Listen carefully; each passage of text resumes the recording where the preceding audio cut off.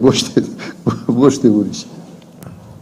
Պոլիտիկ, հետո Էսկոմը, Ռադար, 24 News, Արմնուր։ Շնորհակալ եմ, պարոն նախագահ, նախ հիշեցնեմ, որ նախորդ ասուլիսին ես ձեզ հարցազրույցի առաջարկ էի արել, դուք էլ ոնց որ չեք հրաժարվում։ Էլի հիշեցնում եմ հարցազրույցի առաջարկը ձեզ հետ։ Իսկ հարցերս հետևյալի մասին են։ Նախ բնական է, որ այսօր շատերը հոգնել են այս սուպեր վարչապետական համակարգից եւ անբնական իշխանության կենտրոնացում է տեղի ունեցել մի անձի ձեռքում։ Դուք ինչպես եք տեսնում, արդյոք ապագայում, երբ փոխվի իշխանությունը, պիտի վերանայվի այս մոտեցումը, մի քիչ վերաբաժանում արվի լիազորությունների, իրավունքների։ Եվ երկրորդ հարցս, երբ որ այսպես անդադ ձեզ կառավարման տարիների մասին են հարցնում, ես էլ այդ մասով մի հարց ունեմ, երբ հետադարձ նայում եք, կասեք 3 պաշտոնյայի անուն, ում հիմա որ նայում եք չեք նշանակի այդ բարձր պաշտոններին։ Հիմա այդ վերջի հարցը մի քիչ դժվար է, որտեղ մարդիկ կան, որ հիմա չկան, կոպիտ ասած, հիմա ես օբյեկտիվ չեմ լինելու, որտեղ հասկանում եք, մեր ավանդույթով գնացածների մասին կամ լավ կամ ոչինչ, հիմա, բայց նաև այդպիսի վիճակներում ենք, էլ է։ Հիմա նայեք, այս համանadrությունը իսկապես պրոբլեմ դառավ երկրի համար։ Չեմ կարծում, որ համանadrության հեղինակները մտածել են, որ այսպես է կարող լինել։ Չեմ կարծում, որ դա հատուկ էր արված եւ ամենից մեծ խնդիրը, որ անսահման հնարավորություն է տալիս գործադիր իշխանությանը ձևավորել բոլոր իշխանության ճյուղերը։ Եվ ամենից մեծ պրոբլեմը դատական իշխանությունն է այսօր։ Որտեղ դատական իշխանությունը պետք է լինի հակակշռողը։ Այն իշխանությունը, որը թույլ չտա այդ բեսպրեդելը, որ այսօր մենք տեսնում ենք ամեն քայլափոխել։ Հիմա նայեք, ձևավորվել է մոնոիշխանություն։ Մեկ կուսակցություն խորհրդարանում ունի մեծամասնություն։ Բոլորը ընդունում ենք նաև իրենք են ասել ինքնահռչակ ուսապարկեր են։ Ես չեմ դա ասել։ Մեջբերում են։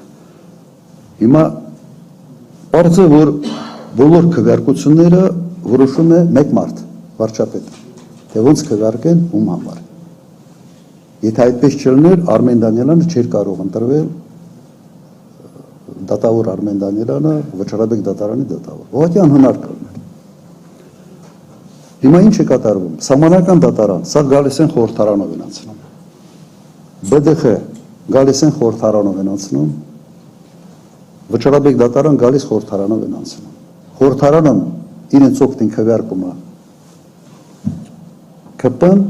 ԿՊ-ի որոշումը քվեարկության կայացնում է վարչապետը։ Սա նորմալ չի։ Սա նորմալ չի, սա հնարավոր չի, սա ով նստի այդ աթոռին,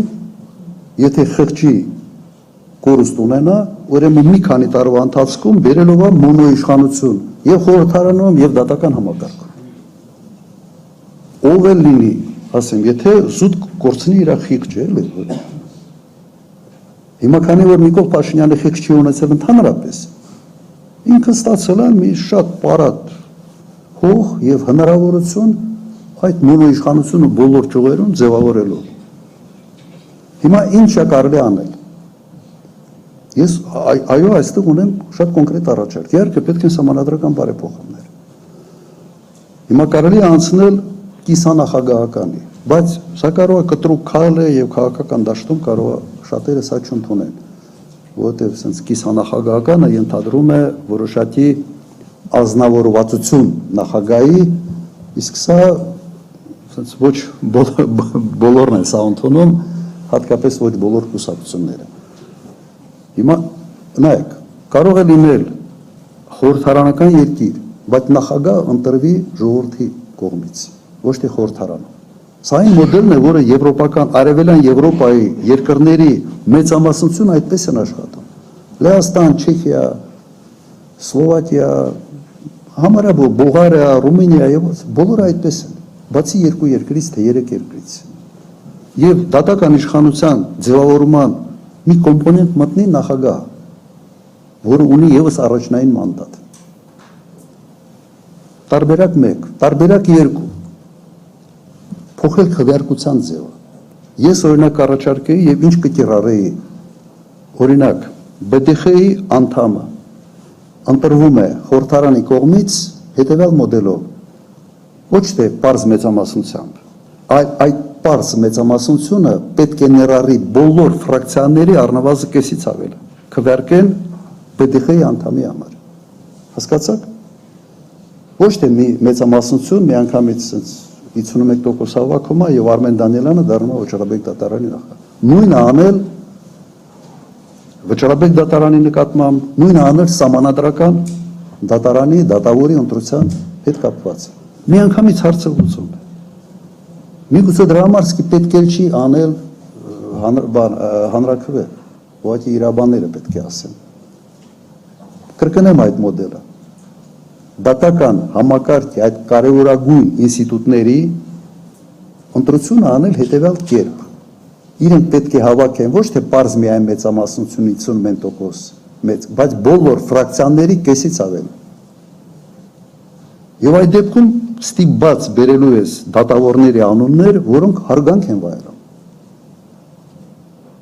Հիմա հարգանք վայելող համակարգում դատավորները բոլորը կամ գործից ազատված են եւ բանը Եվրոդատարանում հերթ են կանգնած, թե իրենց որոշումները երբ լինեն։ Շատ պարզ լուծում է, պարզ լուծում է։ Հնարավոր է դա անել։